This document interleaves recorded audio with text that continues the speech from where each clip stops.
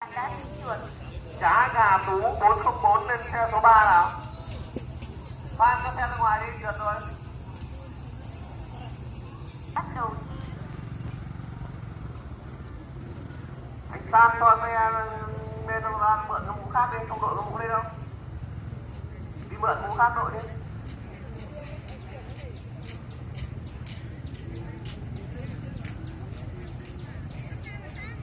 Hà Thị Duyên 54 lên xe số 2. Số báo danh 2, 2, xe số 1, xe số 3, chỉ sai quy trình, xe số 3, bạn đã di chuyển.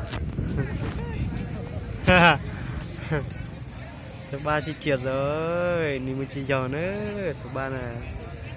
Nhớ chiếc cờ. Có Tú cho xe về đi, trượt rồi. Xe số 1 bắt đầu.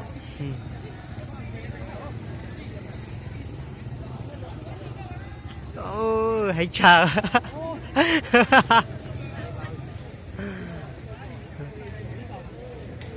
Ô, cái cờ nữa. Cái chật ta.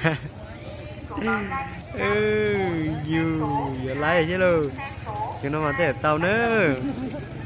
Tao y nữa, cho sai cờ nữa rồi.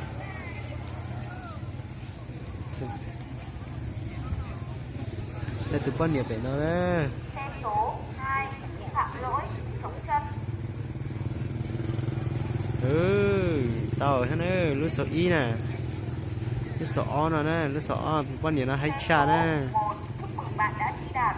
Số báo danh 443, xe số 3. Lần chi thế đó, tụi nó nè. Số o nè. Xe số 3 bắt đầu. Gà Văn Tiến 378 lên xe số 1.